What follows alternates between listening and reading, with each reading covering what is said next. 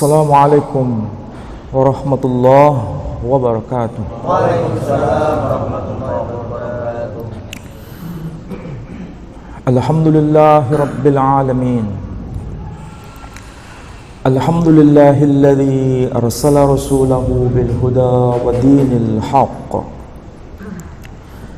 liyudhhirahu 'alad din kullih wa kafaa billahi shahida.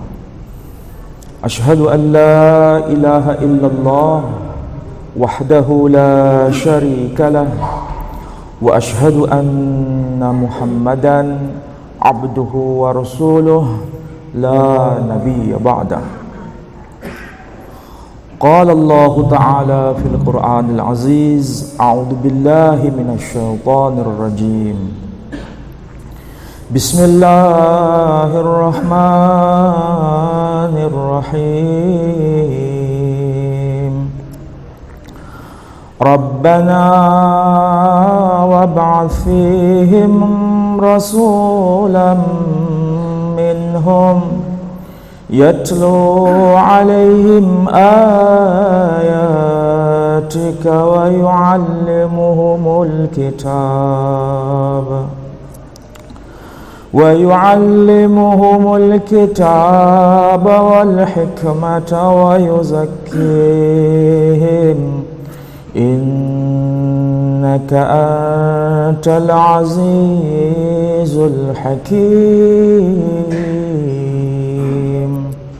Al-ayah, sadaqallahul azim. Bapak Ibu, saudara-saudara sekalian, alhamdulillah pada waktu subuh ini kita bisa bersama-sama menuntut ilmu, talabul ilm, mentadabbur ayat-ayat Allah. Mudah-mudahan langkah kaki kita dari rumah semua mendapat maghfirah dan rahmah dari Allah Subhanahu wa taala. Bapak Ibu sekalian, fenomena kekinian memang beda dengan zaman kita. Fenomena hari-hari seperti ini memang sangat berbeda dengan era kita. Kebanyakan kita ini ada yang usia 80, usia 70, usia 60. Saya masuk kategori kemampu antara 50 sampai 55. Saya baru masuk usia 52 sekarang. Saudara-saudara, Bapak Ibu sekalian, kalau kita cermati hari-hari seperti ini, anak-anak muda kategori yang disebut dengan istilah Gen Z itu selalu menuntut beragama dengan cara cerdas. Dan kalau kita tidak bisa mengimbanginya, kita kesulitan untuk menjawabnya. Bahkan saya dalam 1 bulan ini banyak telepon dari Jakarta, Bandung, Surabaya mengeluhkan anak-anak mereka. Tahu maksudnya mengeluhkan anak-anak mereka? Karena mereka sudah tidak mau beragama lagi. Kalau saya sebut tidak beragama, berarti masuk kategori ateis. Itu mengagetkan saya. Kedua, kalau masih beragama, mereka murtad dari Islam. Alasannya bisa macam-macam. Salah satunya, mereka menuntut bukti. Nah, kalau menuntut bukti, berarti harus bisa divalidasi.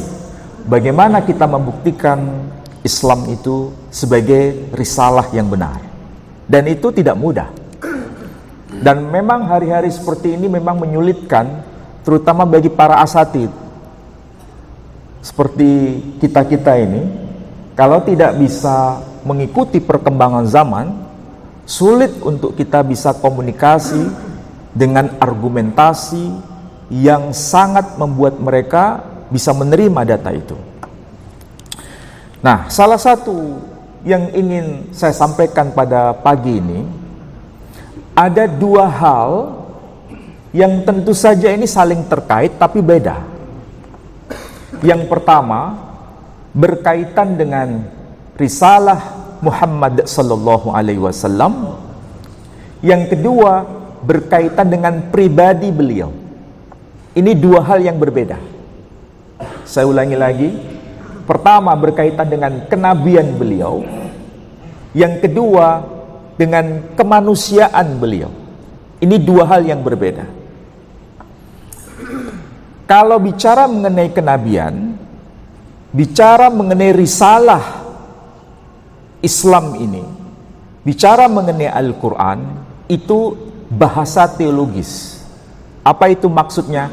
Ini bahasa yang berkaitan dengan klaim iman. Kalau iman, bisa percaya, bisa tidak.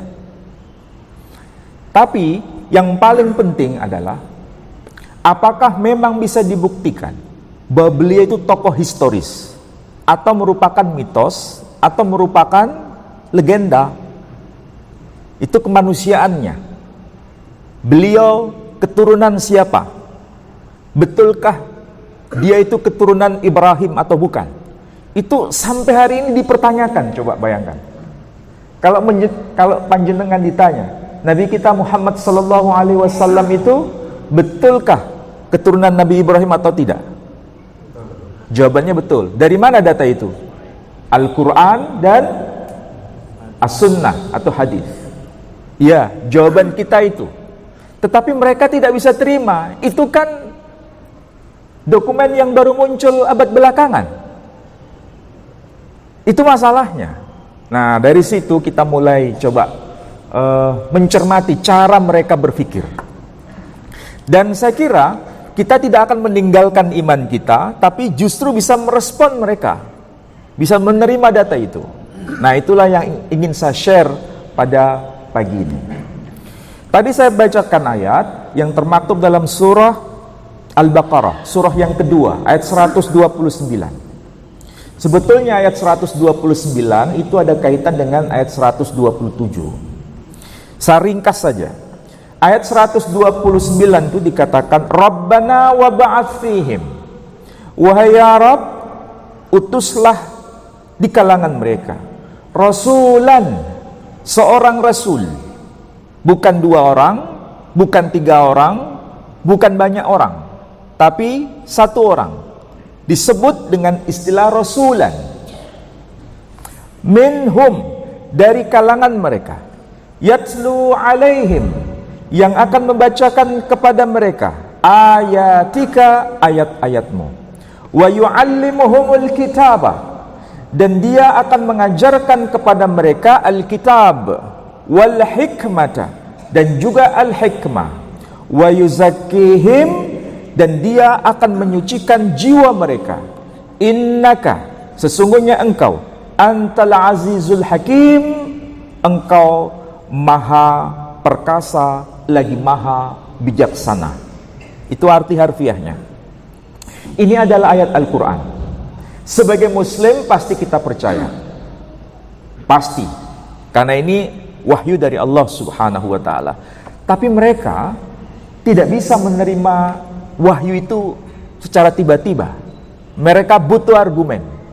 Kalau dikatakan ayat ini menyebutkan bahwa sang rasul itu berasal dari kalangan mereka. Mereka di sini yang dimaksud adalah min dzurriyyatina, dari keturunan kami. Kami yang dimaksud di sini adalah keturunan Ibrahim melalui Ismail. Karena ada kaitan dengan ayat 127. Ayat 127 disebutkan wa il yarfa'u Ibrahimul qawa'ida minal baiti wa Ismail. Rabbana taqabbal minna innaka antas samiul alim. Dan ingatlah tatkala Ibrahim menegakkan pondasi rumah Allah bersama sang putra yakni Ismail. Kemudian keduanya berdoa, Rabbana taqabbal minna, wahai Tuhan kami, terimalah apa yang sudah kami lakukan.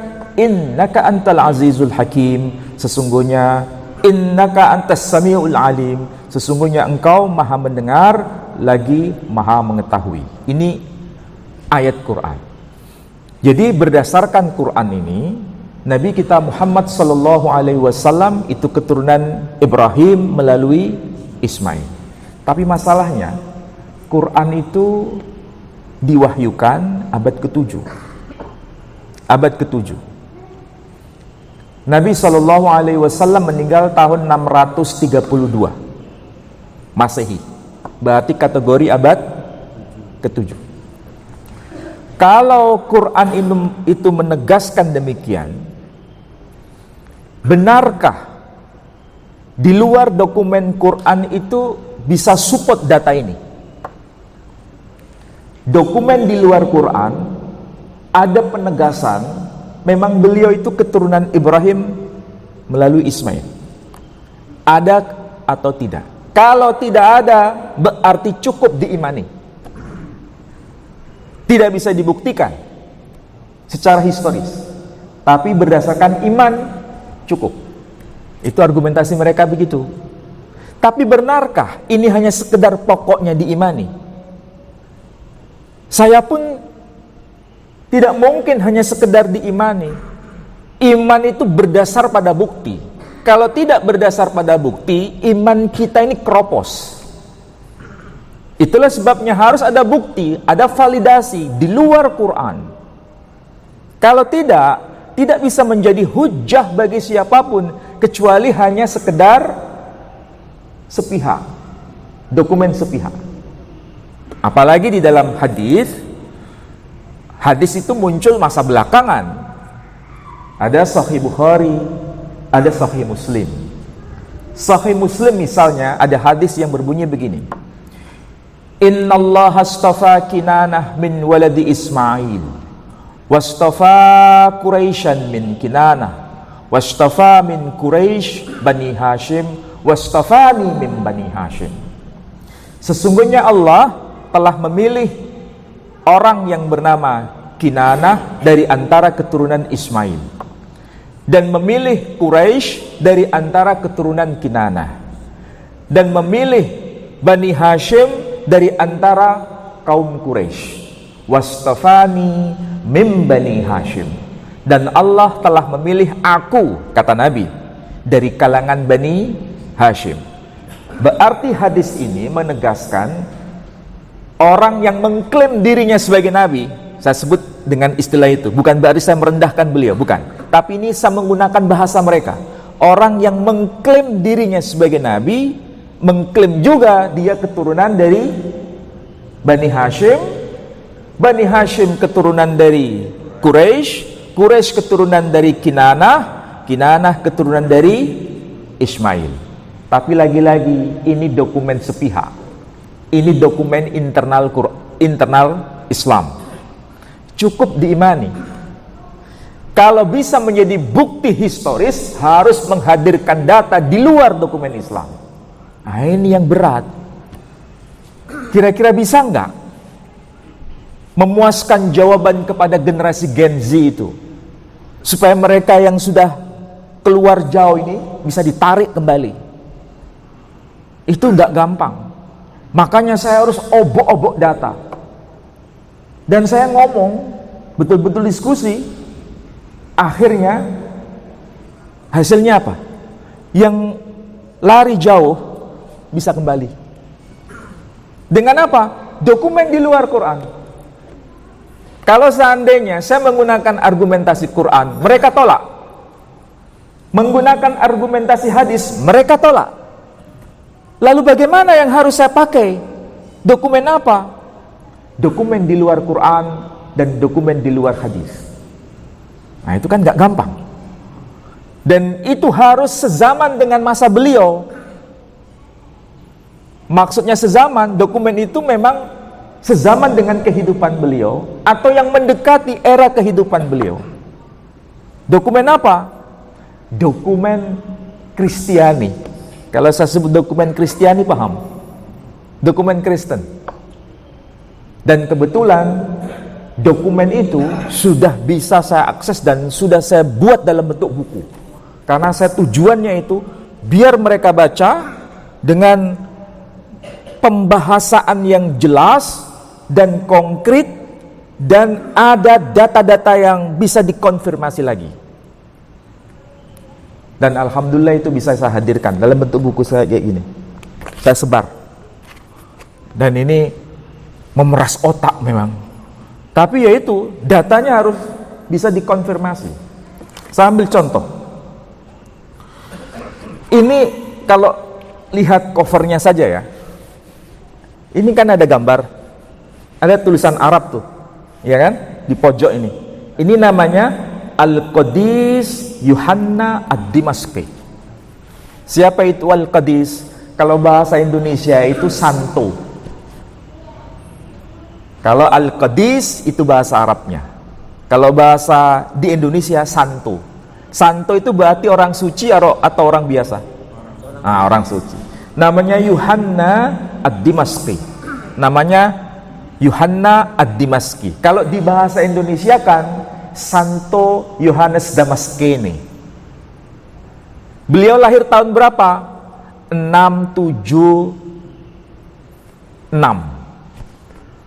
Kalau Nabi SAW abad ke-7, beliau juga abad ke-7. Apa yang dikatakan di sini? Beliau aslinya menulis dalam bahasa Yunani. Tahu bahasa Yunani? Bahasa Yunani itu bukan sandingannya Pak Nani loh. Bahasa Yunani yang ada di kawasan Turki atau di kawasan negara Yunani. Nah itu bahasa Yunani. Misalnya bahasa Yunani itu begini.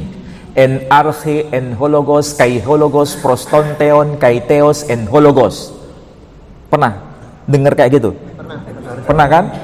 Nah, pernah ya. Nah itu bahasa Yunani.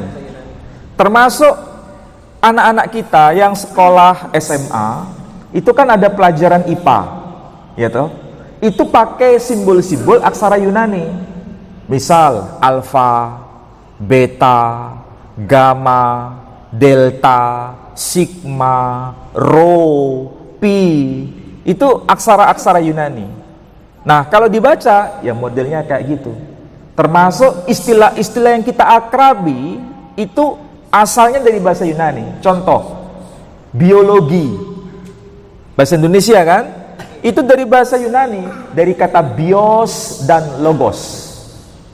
Arkeologi, dari dua kata, arche dan logos. Arche itu kuno, arche atau yang mula-mula. Logos itu ilmu. Jadi ilmu yang bicara mengenai benda-benda kuno.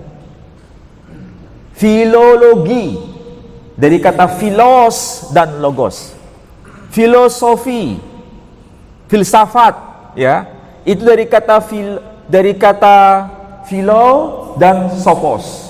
Sopos itu hikmah kalau bahasa Arabnya. Jadi itulah contoh bahasa Yunani kayak gitu. Nggak perlu saya jelaskan, nanti saya detailkan nggak paham malahan. Ini hanya contoh saja. Jadi beliau itu menulis dalam bahasa Yunani. Tapi ingat, bahasa Yunani yang beliau tulis itu menyebut kata Mamet. Mamet itu keturunan dari kaum yang disebut Sarakenon. Kaum Sarakenon atau kaum Hagarenon atau kaum Ismaelitikon. Jika kata kunci pertama disebut Hagarenon, kedua disebut kaum Sarakenon, ketiga disebut kaum Ismaelitikon. Wes nggak usah dihafal. Yang penting ada istilah-istilah begitu. Kemudian tulisan Yunani kayak begitu sudah diterjemahkan dalam bahasa Arab. Oleh siapa? Komunitas Arab Kristen. Jadi orang Arab itu tidak semuanya Muslim. Ada Arab Kristen. Makanya di Timur Tengah, ya, ada orang-orang Kristen tapi orang Arab. Dan mereka pakai bahasa Arab. Tapi bahasa Arab mereka itu berbeda dengan bahasa Arab Muslim. Dan kita tahu itu bedanya. Contoh, kalau di sono ada orang yang berkata, Naskur li Rabbina Yesu al-Masih. Itu bahasa Arab kan? Tapi itu jelas, itu bukan Muslim. Itu pasti Kristiani. Naskur li Rabbina. Kalau diterjemahkan dalam bahasa kita, bersyukur kepada Tuhan kita. Kalau Muslim di sono mengatakan Alhamdulillah. Nah itu pasti Muslim. Tapi kalau ada orang, kaifa haluk ya Sidi? Naskuli Rabbina ya akhi. Ana bi khair al-an. Bahasanya Arab, tapi yang ngomong, oh ini pasti Kristen. Contoh yang kedua, dari kejauhan saling menyapa. Salamun lakum ya akhi. Salamun lakum. Kira-kira muslim atau bukan? Bukan. Jadi meskipun mengucapkan salamun lakum, itu pasti bukan muslim. Tapi kalau sudah mengatakan assalamualaikum ya akhi, muslim dia. Jadi bahasa itu menunjukkan identitas. Jangankan di sono, di sini juga sama kan? Tulisannya A L L A H. Kalau ada yang membaca Allah, kira-kira siapa itu? Tahu kan? Tapi kalau ada yang baca Allah, berarti dia Muslim. Berarti bahasa itu tidak netral. Bahasa itu penanda identitas komunitas itu. Nggak usah jauh-jauh. Bahasa itu ada identitas keagamaan, tapi sekaligus bahasa itu identitas kebangsaan. Buktinya apa kalau bahasa itu identitas kebahasaan? Bahasa itu identitas kebangsaan. Contoh, kita dengan Malaysia itu kan sama-sama bahasanya mirip toh. Kalau di terminal pesawat itu, kalau di sono namanya terminal ketibaan. Kalau di sini terminal kedatangan. Iya kan? Apa bedanya tiba dengan datang? Sama maksudnya. Cuma mereka nggak mau pakai istilah datang, mereka pakai istilah tiba. Makanya disebut terminal ketibaan. Kalau kita menyebut terminal keberangkatan, mereka nggak pakai terminal keberangkatan, terminal pelepasan. Lepas. Ini karakter bahwa bahasa itu ada identitas kebangsaan, tapi sekaligus bahasa itu ada identitas keagamaan. Oke? Paham ya? Pelan-pelan begini ya. Nah, sekarang tulisan Yohanes Damaskene itu sudah diterjemahkan dalam bahasa Arab, dan yang menerjemahkan kaum Kristiani sendiri. Ternyata mereka, maksudnya orang-orang Arab Kristen itu menerjemahkan dengan kayak begini tulisannya. Udah saya berikan contoh di sini. Apa yang disebut di sini? Beliau menegaskan ketika diterjemahkan. Wa hadha sababu, ada kata-kata begini.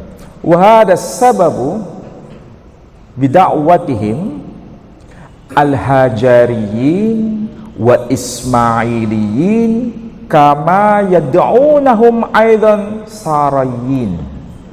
Kalau diterjemahkan begini, dia disebut dengan istilah yang berasal dari kaum Hajariyin. Hajar artinya dia itu keturunan Hajar, atau disebut al-Ismailiyin atau keturunan Ismail, atau kama yad'unahum aidan sarayin, atau mereka itu disebut juga dengan nama lain Sarayin, keturunan Sarah. Jadi kalau begitu, orang-orang Arab itu, dan Nabi kan dari kalangan bangsa Arab, itu dikategorikan keturunan Ismail, keturunan Hajar, dan sekaligus keturunan Sarah. Kira-kira jenengan paham nggak tiga istilah ini? Kalau keturunan Hajar, betul nggak dia keturunan Hajar? Ya, karena Hajar itu, Sayyidah Hajar, itu istrinya Nabi Ibrahim. Kedua, dia itu keturunan Ismail. Ya betul, karena Ismail anaknya Ibrahim melalui ibu yang bernama Hajar. Tapi dia juga disebut sebagai keturunan Sarah. Kok bisa dia disebut keturunan Sarah? Kok bisa? Karena dalam tradisi Yahudi sendiri, Nabi Ismail itu dianggap sebagai anaknya Sayyidah Sarah, sekaligus anaknya Sayyidah Hajar. Disebut sebagai anaknya Sayyidah Hajar karena keturunan biologisnya. Sedangkan disebut sebagai keturunan Sarah karena dia dianggap sebagai anak yuridisnya. Nah, itulah sebabnya kalau saudara kita kaum Kristiani, ketika Sayyidah Sarah mau diambil sebagai istri oleh Ibrahim, itu atas perintah Sayyidah Sarah. Persis kayak kita ngambil istri kedua tanpa izin dari istri pertama. Kalau saudara kita di kalangan Yahudi paham soal ini, bahwa Ibrahim mengambil istri Hajar itu atas perintah Sayyidah Sarah. Sayyidah Sarah mengatakan begini kalau diterjemahkan bahasa Indonesia, aku sudah lama tidak bisa memberikan engkau keturunan. Sekarang aku memohon, ambil Hajar sebagai istrimu, oleh karena dia aku punya keturunan. Yang ngomong begitu siapa? Sarah. Berarti anak yang lahir dari Hajar dianggap sebagai anak yuridisnya Sayyidah Sarah. Jadi Nabi Ismail itu punya dua ibu, ibu secara biologis dan ibu secara yuridis. Dan itu sudah dikenal dalam tradisi Kristiani. Jadi kalau begitu memang betul Nabi kita ini keturunan Ismail, keturunan Ibrahim, dan itu bukan dokumen Islam. Dan itu bukan dokumen hadis, bukan dokumen Quran, tapi dokumen non-Muslim. Dari situ mereka baru paham, ternyata dokumen itu masih terpelihara sampai hari ini. Cuma kan ini tidak bisa diakses oleh banyak orang. Kecuali kalau saya sudah ngomong begini baru paham. Kalau tidak saya omongkan di pagi ini, panjenengan tidak mungkin tahu begini. Maka itulah sebabnya agama kita ini, Islam ini, bukan hanya pokoknya diimani, tapi bisa divalidasi dengan data-data di luar Quran, dengan data-data yang sezaman dengan era kelahiran Islam itu sendiri. Seperti yang pernah saya uraikan, kalau tidak salah ketika bicara mengenai Quran. Quran itu pada masa era Nabi sampai sekarang masih dapat kita akses atau tidak? Masih. Yang disebut sebagai The Birmingham Manuscript, manuskrip Birmingham. Tidak ada fathah, tidak ada kasrah, tidak ada dhammah. Tapi itu Quran. Tulisannya mirip seperti surahnya Nabi, surat-suratnya Nabi yang dikirim kepada beberapa raja dan sekarang tersimpan di museum Topkaki di Turki. Artinya apa? Bahwa kita bisa membuktikan bahwa Nabi Shallallahu Alaihi Wasallam itu sebagai keturunan Ismail, keturunan Ibrahim, itu bagian dari syahadah yang kedua. Syahadat itu kan ada dua kan? Apa syahadat yang pertama? Kesaksian mengenai tauhid. Syahadat yang kedua, kesaksian mengenai nubuwah. Ini basic. Kalau basic ini kita tidak kenal, kita tidak mantap, maka syariat yang kita lakukan itu jadi mamang nanti. Maka syariat itu dibangun dari basic ini. Dan kita berjuang menceritakan soal basic ini kepada generasi Gen Z. Dan itu tidak gampang. Cuma masalahnya yang di sini kan sudah melampaui batas Gen Z semua. Saya kadang-kadang berpikir, kenapa ya Gen Z kok tidak banyak yang datang? Apa memang nggak ada? Atau memang ada cuma tidak terlihat? Nggak tahu dilihatnya di mana. Itu masalahnya. Jadi saya sekarang ini kayak ditantang, dihadapkan dengan generasi Gen Z yang memang butuh yang namanya data itu. Itu nggak main-main. Bahkan kalau saya jelaskan di sini ya, Nabi punya bapak, punya kakek, punya buyut. Catatan-catatan itu bisa nggak kita akses? Data-data itu. Dan bukan dari hadis, bukan dari Quran. Jawabannya bisa, ada datanya. Tahu yang namanya peta? Tahu kan? Peta, kalau peta Indonesia biasa. Tapi kalau peta dunia, kekuasaan Romawi waktu itu kan besar. Sudah banyak orang-orang pintar pada masa itu sebelum Nabi kita Muhammad SAW dilahirkan. Sudah ada petanya dan dapat kita akses sampai hari ini peta itu, peta kuno. Siapa yang menulis? Claudius Ptolemy. Saya tulis di sini juga. Lahir tahun berapa? 100 Masehi, meninggal tahun 170 Masehi. Berarti abad kedua. Nabi kita lahir abad keberapa tadi? 571, abad ke-6. Selisihnya berapa abad? 500 tahun. Iya toh? Ini abad kedua. Nabi abad ke-6. Bayangkan, itu bukan masa yang singkat loh. Tapi peta itu dapat kita akses. Dan di situ disebutkan nama-nama suku. Disebut suku Malehe. Kedua, disebut suku Kasaniti. Apa itu Malehe? Kalau dibandingkan dengan dokumen Islam, Nabi kita itu Muhammad bin Abdullah bin Abdul Muttalib bin Hashim bin Abdi Manaf bin Qusay bin Kilab bin Murrah bin Ka'ab bin Lu'ay bin Ghalib ibn Fikhr alias Quraisy bin Malik. Bahasa Yunaninya jadi Malikhe. Jadi teridentifikasi. Abad keberapa? Abad kedua. Itu baru satu contoh. Belum lagi disebut Quraisyun. Kalau bahasa Arabnya kira-kira apa itu? Quraisy. Dalam dokumen Yunani disebut Quraisyun. Sama seperti nama Ibrahim, dalam dokumen Yunani disebut Abrahai. Abrahai. Bahasa Islamnya, Qurannya disebut Ibrahim. Itu kalau kita nggak cerdas memahami dokumen-dokumen itu, kita nggak bisa jawab, nggak bisa akses. Dan dokumen-dokumen itu memang bisa kita validasi sampai hari ini. Cuma masalahnya begini, ada yang berkata, nggak penting itu Ustaz dokumen-dokumen itu. Iya, nggak penting bagi kita yang sudah generasi senior, karena kita sudah masuk kategori apa? Makomnya sudah tinggi. Kan makom kita sudah usia 80, 70, jadi nggak butuh kayak gitu lagi. Tapi kalau generasi Gen Z, mereka butuh data itu. Dan ini kewajiban kita yang berpikir ke sana. Memang ini tidak mudah, tapi harus diberikan data-data itu. Dengan cara seperti itu, mereka akan mantap imannya ketika beragama itu betul-betul seperti membangun rumah di atas batu karang. Kalau gitu kita tidak bisa akses, kita seperti membangun rumah di atas pasir. Kalau membangun rumah di atas pasir, kira-kira bagaimana yang terjadi? Gampang roboh.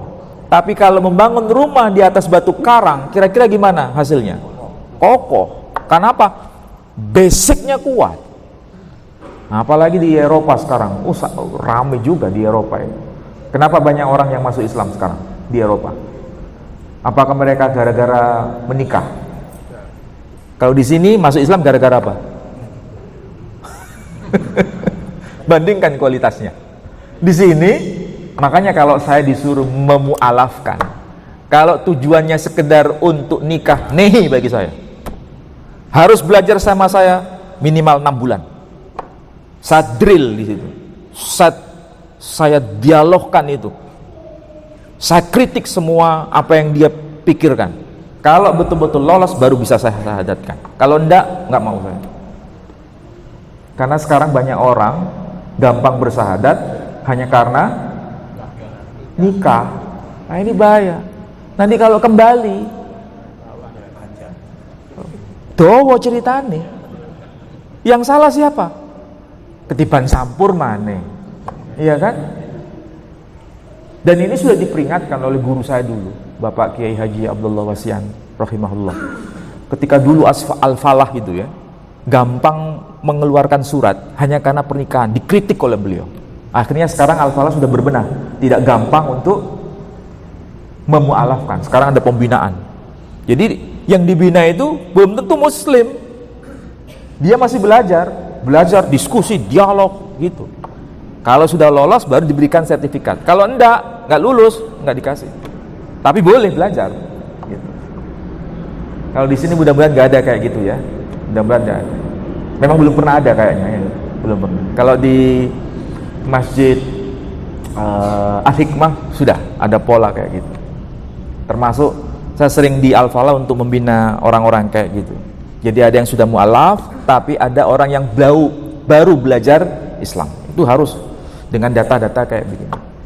Nah, itulah yang ingin saya sampaikan pagi ini. Bagi yang sudah senior, ini mengukuhkan iman. Karena apa? Islam ini bukan sekedar pokoknya diimani, tapi punya dasar, punya data, dan data itu nggak hilang.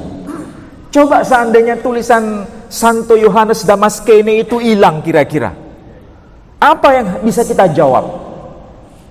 Nggak ada jawaban, karena data itu nggak bisa kita akses, tapi dapat kita akses. Ada satu data yang lebih kuno lagi, sampai hari ini masih dapat dipantau di arsip internasional, bisa diakses. Sekarang bisa diakses. Klik aja namanya, Doktrina Yakobi. Judulnya itu Doktrina Yakobi. Tulisannya bahasa Yunani. Tapi kalau diakses itu muncul kata-kata itu. Disebutkan apa? Istilah Sarakenon itu. Dan bahkan disebutkan Ho Propetes Sarakenon. Nabi itu dari kalangan kaum Saraken. Tidak disebut nama. Dan para ahli sudah menguji dengan bahan kimia. Tahu bahan kimia? Yang namanya C14. Apa itu? Radiokarbon. Ternyata itu dokumen abad keberapa? 634 Masehi. Nabi kita meninggal tahun berapa? 632 Masehi. Selisihnya berapa tahun? 2 tahun. Cuman 2 tahun selisihnya. Tapi di sini disebut Ho Propetes, Nabi itu. Berarti ada orangnya enggak itu? Ada orangnya, memang nggak disebut nama, tapi disebutkan Nabi itu dari kalangan kaum Sarasen. Berarti jelas beliau itu keturunan siapa, anaknya siapa, dari kaum bangsa apa.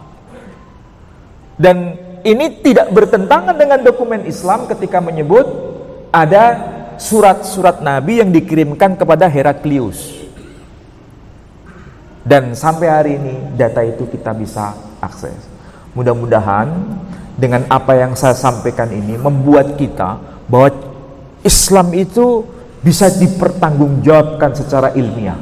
Bukan sekedar pokoknya dipercaya, pokoknya beriman. Kalau pokoknya beriman, ya nggak apa-apa sebetulnya, kan generasi senior, nggak apa-apa. Tapi kalau untuk generasi Gen Z harus dengan data. Tanpa itu nggak bisa. Makanya ini penting. Jangan sampai ada yang terjadi seperti Kumaila. Namanya kalau nggak salah Kumaila ya. Itu kan lagi rame itu. Hafal Quran, hafid, sekarang nggak mau beragama lagi. Perempuan, betul kan? Namanya Kumaila seingat saya. Iya. Itu gimana cara kita mengantisipasi dan menjawab itu? Itu kalau kita nggak mikir ke sana, cuek, kasihan yang lain-lain, terpengaruh dengan itu bahaya. Dan diwawancarai oleh Cokro dan lain-lain itu bahwa Islam itu nggak bisa terbukti dengan ilmiah, bla bla bla bla begini. Waduh, ini kalau diterus-teruskan bahaya nih kalau nggak ada yang jawab. Masa sing jawab aku tok lah ya, sakno loh aku iki. Ijen. Lain-lain nggak ada ikut bantu. Ya memang gimana lagi yang lain masih belum ada akses. Ya mumpung masih ada nyawa ya saya tulis buku. Kalau saya meninggal biasa bicara dengan buku ini. Tujuan saya itu saja. Ya mudah-mudahan anak-anak kita dijaga oleh Allah Subhanahu wa taala. Anak-anak kita jangan sampai ada yang terpengaruh yang aneh-aneh, dan kita hanya bermunajat kepada Allah Subhanahu wa taala agar melindungi keturunan kita, keluarga besar kita dari hal-hal yang tidak berkenan di hadapan Allah Subhanahu wa taala. Saya kira demikian, mudah-mudahan manfaat. Ada yang bertanya? Ada Ustaz. Langsung. Sudah disiapkan. Kaget saya. warahmatullahi wabarakatuh. Ustaz, ini ada dua pertanyaan. Yang pertama, ini sudah terjadi di depan mata. Banyaknya kasus perceraian, banyaknya orang yang meninggal mendadak, dan banyaknya anak muda yang sangat menyimpang dari agama, seperti materi kita berbagi hari ini. Apakah ini termasuk tanda-tanda akhir zaman yang sudah terjadi di depan mata, Ustaz? Terus yang kedua, status muslim itu apakah juga tercampur kepada bayi yang baru dilahirkan? Karena yang kita tahu, kita kan kalau ingin menjadi seorang muslim kan kita harus berikrar syahadat terlebih dahulu. Sedang bayi yang baru saja dilahirkan itu belum mengerti apa-apa. Jadi status muslim itu apakah sudah tercantum untuk bayi yang baru dilahirkan atau kepada orang yang sudah mengerti ilmunya, Ustaz? Maksudnya kita harus belajar terlebih dahulu. Wassalamualaikum warahmatullahi wabarakatuh. Waalaikumsalam. Ada dua pertanyaan. Saja pertanyaan yang pertama, memang kita ini sekarang sudah masuk zaman akhir. Era zaman akhir itu sebetulnya ada positifnya, ada negatifnya. Kalau positifnya, perkembangan sains itu begitu luar biasa. Nggak usah jauh-jauh. Perkembangan iPhone, ya kan? Lihat sekarang, bagaimana itu? Dahsyatnya. Dulu kita hanya kenal Nokia, ya kan? Itu sudah heboh dulu. Sekarang udah nggak laku kan Nokia? Ganti yang lebih upgrade lagi terus gitu. Ada 4G, ada 4 ini, 4 itu. Wah, kadang-kadang saya nggak bisa ngikuti itu. Macam-macam, begitu cepat perkembangan IT. Itu membuktikan ada daya positif, bahwa pengetahuan luar biasa. Di Cina aja sekarang, yang namanya tempat-tempat tinggi itu bisa dibuatkan jembatan layang lagi di gunung-gunung itu. Kayak apa sekarang? Luar biasa sekarang. Kita kalah, Eropa aja kalah kan. Dan itu tidak butuh waktu lama. Itu bentuk daya positifnya. Negatifnya adalah, yaitu tadi, bahwa semakin banyak orang berpikir kritis, kemudian bertanya mengenai agama. Kalau agama tidak lolos dengan daya kritis itu, akan semakin ditinggalkan. Tapi kalau agama itu lolos dengan daya kritis itu, maka akan menjadi daya tarik banyak orang. Islam salah satu kategori agama yang lolos dari daya kritik tadi. Karena kritikan itu bukan semakin membuat Islam tenggelam, tapi justru semakin naik rankingnya. Sehingga banyak orang sekarang di Eropa tertarik dengan Islam. Dan yang masuk Islam bukan kelas-kelas teri, tapi kelas-kelas kakap sekarang. Itu dahsyat sekarang.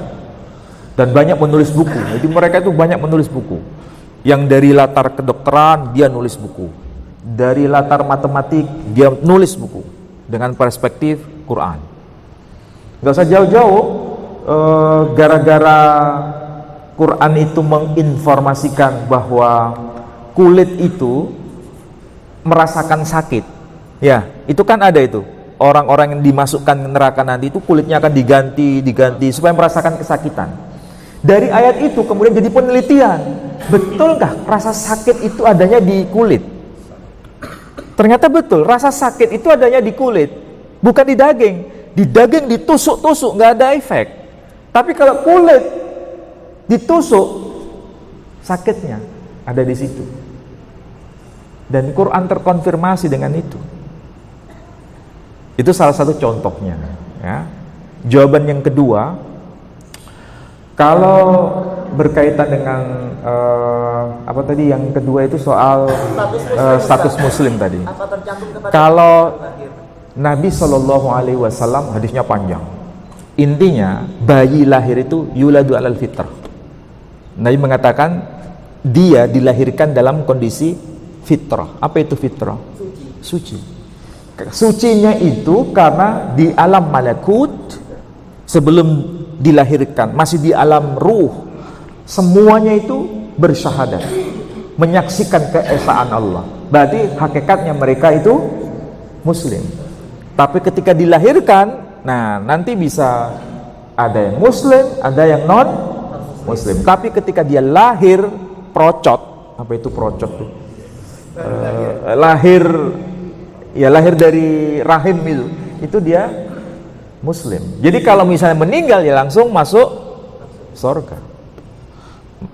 Bahkan ini para ulama memberikan penjelasan ya, kalau seandainya yang sudah sepuh-sepuh misalnya, atau yang sudah tua, tinggal di daerah pegunungan, daerah Papua misalnya, akses informasi mengenai Islam tidak ada, ya kan? Kira-kira kalau mereka meninggal masuk apa? Kalau nggak terakses dengan data-data Islam, dia dihukumi dengan eranya, dan Allah yang lebih tahu, karena nggak ada informasi mengenai Islam itu. Pendakwah juga jarang di sono, akses IT juga nggak ada, maka dia kategorinya ya sezaman dengan zaman fatrah. Nah, kayak begitu, terhukumi dengan kebaikan, tapi belum menjadi muslim. Tapi ada ganjaran positif di situ. Nah, makanya ini pelajaran bagi kita. Dakwah Islam itu tidak harus menjadi ustaz. Dakwah Islam itu siapapun bisa dilakukan. Yang penting bagaimana menceritakan Islam ini dengan cara yang sesuai kapasitas kita masing-masing. Sebagai dosen bisa mengajar mereka dari aspek keilmuan, atau sebagai praktisi hukum bisa bicara Islam dari aspek hukum tadi dan lain sebagainya. Nah, dari situ kita bisa punya kontribusi terhadap Islam itu sendiri. Saya kira demikian ya. Mungkin ada lagi. Ibu-ibu nggak ada yang mau tanya? Terkait dengan masalah lain seperti itu. Al-Quran kan diturunkan di akhir kehidupannya kita Allah ya. Itu kan ada beberapa kitab, kemudian kitab lagi kemudian Al-Quran. Apakah kitab sebelumnya itu tidak bisa sebagai alat untuk validasi Al-Quran itu? Justru disitulah dahsyatnya Quran. Saya semakin gandrung dengan studi Quran atau Quranic studies itu, karena Quran itu aneh, bukan dalam makna negatif ya. Contoh begini, saya tanya, Nabi pernah nggak datang ke India? Hah? Nabi pernah nggak datang ke India? Orang India itu kan bahasanya Sangsekerta, iya kan? Nabi kita lahir di Mekah, jauh sekali jaraknya. Dan kalau misalnya terjadi traveling, itu nggak ada data. Kita cari data dari tradisi Islam, nggak ada informasi bahwa Nabi pernah ke sono. Di kalangan orang India sendiri nggak ada informasi ada orang asing datang ke sono yang bernama Muhammad Sallallahu Alaihi Wasallam itu. Artinya apa? Ini betul-betul tidak terkonfirmasi ada koneksitas. Oke? Tapi di dalam Al-Quran itu ayat-ayat Weda itu ada. Kok bisa ayat-ayat Weda? Weda itu kitab suci apa? Agama Hindu. Tapi ayat-ayat Weda dicantumkan dalam Quran, meskipun nama kitab Weda tidak disebutkan dalam Quran. Yang di dalam Quran disebutkan kitab Taurat, ya, Zabur, kemudian Injil, dan Quran itu sendiri. Tapi kitab Weda nggak dicantumkan dalam Quran. Nabinya orang-orang India nggak dicantumkan dalam Quran. Tetapi ayat suci Weda termaktub dalam Quran. Ada koneksitas di situ. Apa contohnya? Ini contoh. Misal di dalam surah Ar-Rum ini ada ayat yang berbunyi begini. Wa min ayatihi manamukum bil laili wan nahari wa batigaukum min fadlih. Ayatnya panjang sebetulnya, tapi intinya di situ. Malam itu untuk istirahat, siang untuk bekerja mencari rizkinya Allah. Intinya begitu. Ternyata ayat begini itu ada di dalam kitab Weda, kitab Manawat Dharma Sastra. Apa bunyi ayatnya? Ratri swapnaya butanam restayai karyama namaha. Ngerti sampean? Oh, ada satu kata kunci di situ, buto. Apa itu buto? Buta. Buta. Buta itu gelap. Ya. Ratri swapnaya butanam. Kami jadikan buta untuk istirahat kalian. Maksudnya kami jadikan malam untuk istirahat kalian. Restayai karyama namaha. Karya. Apa itu karya? Bekerja. Restayai karyama namaha. Kami jadikan siang hari untuk bekerja bagi makhluk hidup. Saya memahami begini. Quran itu ada di Lauhil Mahfuz. Sebelum Nabi kita Muhammad sallallahu alaihi wasallam menerima Quran secara utuh, Quran, serpihan-serpihan Quran, potongan ayat-ayat Quran itu sudah dititipkan kepada para nabi sedunia. Tentu dalam bahasa mereka masing-masing. Jadi ketika Quran itu turun di akhir zaman, itu nggak asing dengan ayat yang dititipkan kepada para nabi semua. Itulah yang membuat Quran itu jadi unik. Kenapa? Mencari ayat Weda di Quran ada, mencari ayat Injil di Quran ada, mencari ayat Taurat di Quran ada, mencari ayat Tao Te King, tahu Te King, kitab agama Konghucu. Konghucu itu ada di dalam Quran. Ini tak jelas loh sampean jadi kok iso? Memang ada faktanya. Dengan kesimpulan sederhana, jadi sebelum Quran itu turun 30 juz, beberapa bagian ayat Quran itu sudah di furshot. Apa itu furshot? Di apa ya, furshot? Di DP. Di DP kepada para nabi sebelumnya, serpihan-serpihan potongan ayat itu. Tetapi diterjemahkan ke dalam bahasa mereka masing-masing. Jadi ketika Quran diturunkan dalam bahasa Arab sudah nggak asing lagi. Makanya kalau misalnya ada ayat begini dalam Quran, Malakaini bibabila Harut wa Marut. Ya, bahasa Arab kan? Ada dua malaikat di negeri Babel, yakni Harut dan Marut. Orang-orang India itu menyimak, kok ada Harut Marut? Ini kan ada dalam kitab saya, gitu kan mereka. Sehingga terjadi vibrasi, ada koneksitas di situ. Padahal Nabi itu nggak pernah ke India. Tapi kok bisa ayat itu ada? Inilah yang dimaksud apa? Nabi itu pasti menerima dari sumber yang sama. Itulah Quran. Jadi ibaratnya kalau kita baca Quran itu membaca kitab para nabi semua. Jadi nggak perlu baca kitab-kitab lain, cukup baca Quran itu sama dengan membaca kitab para nabi. Udah. Cuma ya itu tadi, saya membuktikan itu dengan cara seperti ini. Jadi luar biasa. Jadi Quran itu bukan sesuatu yang asing, tapi yang sudah diakrabi. Saya kira demikian ya yang bisa saya jawab. Mudah-mudahan manfaat bagi panjenengan semua. Saya tutup dengan doa penutup majelis. Subhanakallahumma wa bihamdika asyhadu an la ilaha illa anta astaghfiruka wa atubu ilaik. Assalamualaikum warahmatullahi wabarakatuh.